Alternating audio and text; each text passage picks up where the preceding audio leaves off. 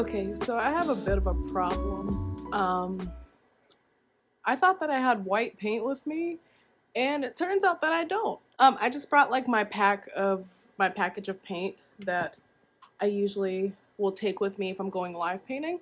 But what happened, and I'll show you, is that I had this big tube of Utrecht paint in my container, and I did not see this black strip that lets you know that the color that's in this paint tube is black and not white.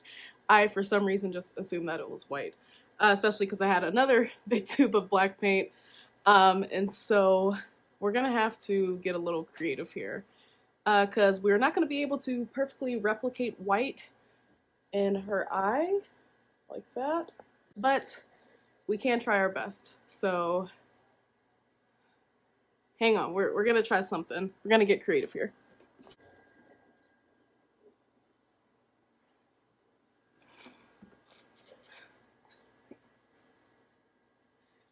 I can't cross my fingers. Why is it so hard to cross my fingers?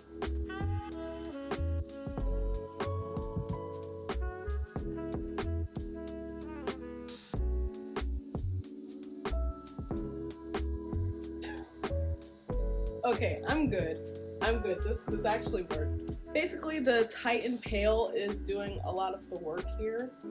It is an extremely light violet shade. Like the Titan series are these like really pastel shades from Golden. And the only thing that I really had to account for is with that Titan, you do have a little bit of a coolness in that shade. And so I mixed it in with this unbleached titanium, which is a little warm. And I was hoping by mixing the two of those that it would cancel out the coolness and the warmth. And I think we pretty much got here. And this is not a perfect white by any means, but it's about as close as you can get without having white on you, so it works. It works. And this one doesn't have any chipping, but I'm just gonna paint this the same shade just so there isn't any difference in shading between the two whites of her eyes. So we want to make sure that everything is consistent. To be honest, I'm probably gonna end up coming back and doing a little bit of a repaint here in the shadows as well. Actually, what paints do I have on me today?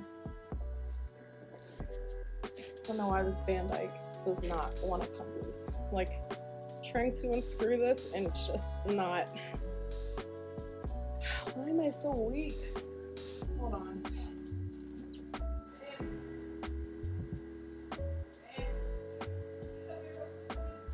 Thank you! You got it off super easy. I just have no like upper body strength whatsoever. Can you tell at all that this is not like actually white? No. No. At least I can. I don't know if I'm not talking to the phone. I'm assuming that I can't. I'm so psyched about this.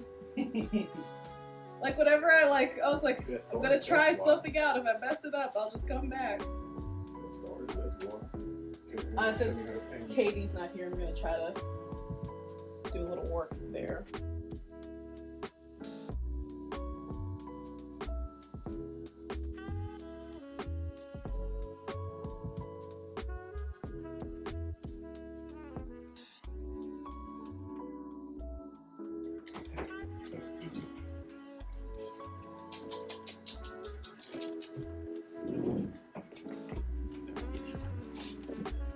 It's a paintbrush.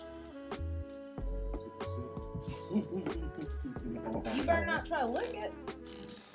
Yeah. No. Where are you going? No. Don't pup. Come here.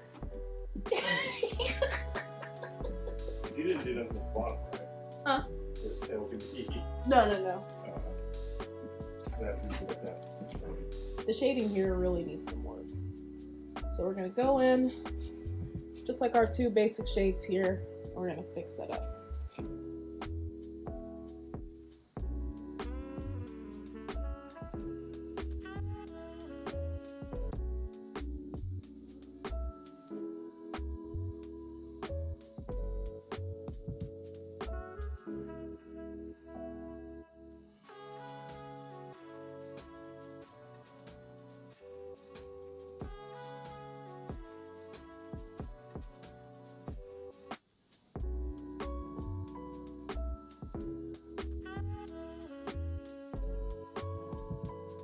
probably gonna come over sometime in the future with some like really big brushes that I can use for some blending, and I'm really gonna buff out a lot of these brush marks. Fortunately, I just wasn't thinking ahead today. Brought a really small brush, which makes the blending very hard if you don't have a lot of time to work with. But yeah, I like all these little touch-ups. I love how it just started off with like getting this part of her eye fixed up, and then I just kept going for over an hour now. But that's the beauty of painting, you know? So yeah.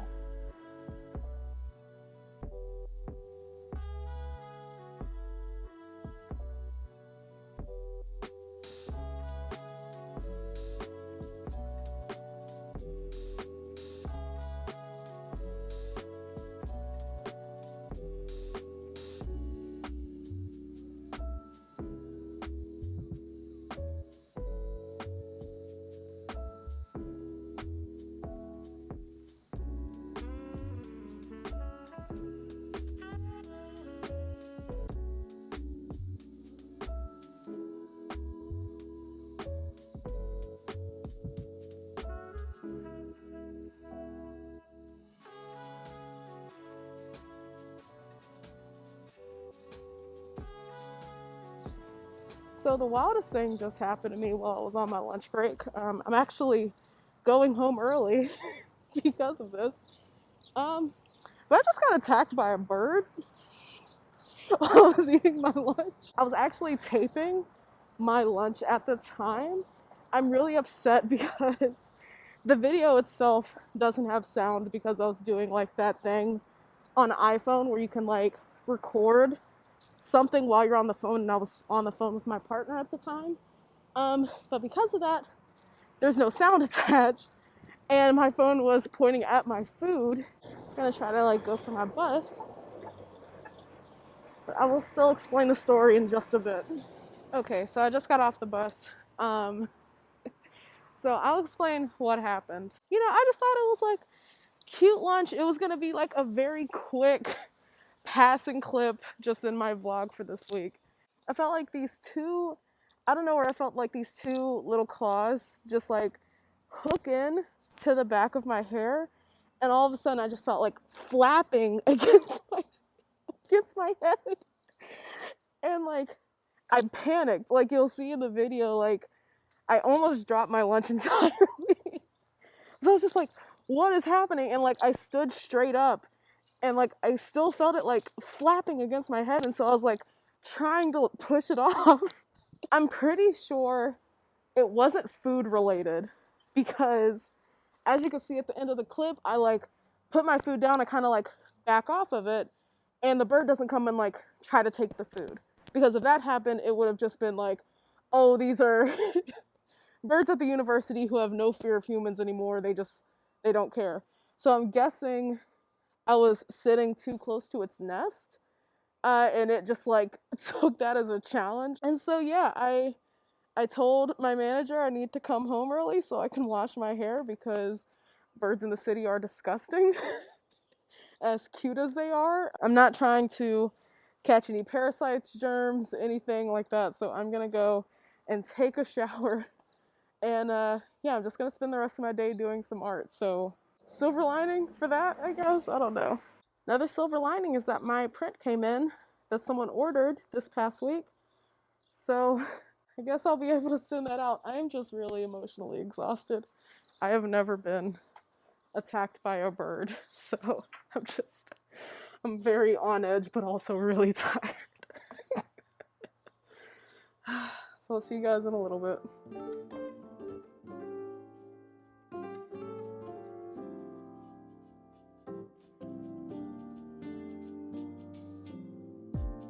So casually keep diving into concrete, so bittersweet, huh? Keep losing sleep while driving in the backseat. What's left of me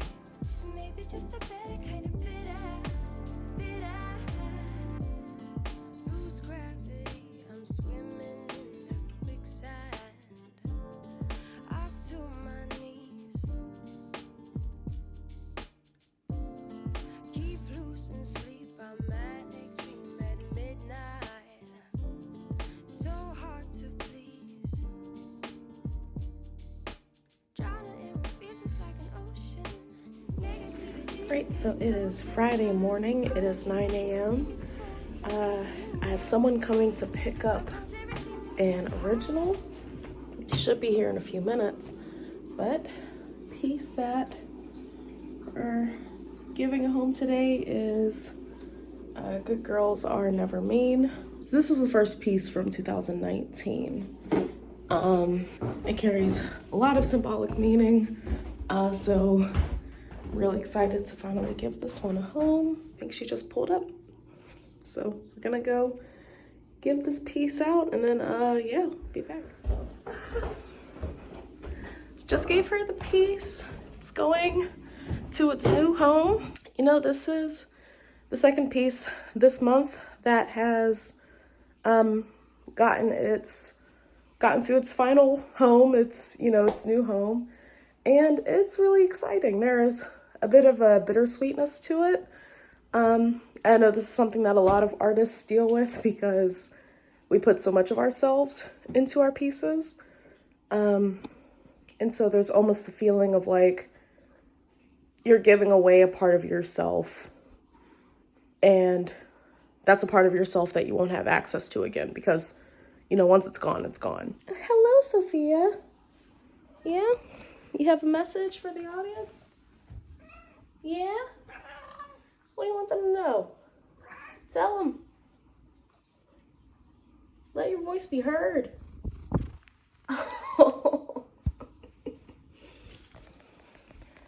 Well, she's giving you nudges, so I'm guessing that's her way of saying that she loves you. They love you too, honey. They love you too. The way that I like to think about giving out pieces, like giving out originals, is I try to just think about it as these are pieces of me that are going to places around the country, places around the world. It's like a little piece of me exists outside of myself, just all over the world. And that's worth the vulnerability that it takes to sell something original that you've spent a good chunk of your life on. Because usually, for me, a piece will take about a month to complete, if not more. And so, that's a whole small vignette into my life that is now just out there. Like all of the feelings, the emotions, the inspiration that went into it. It's a process that I think is necessary for learning the sort of joys of sharing vulnerability with other people. I think art has been one of the greatest teachers of that for me, because I'm not a naturally vulnerable person. So yeah, let's see what the rest of the week brings.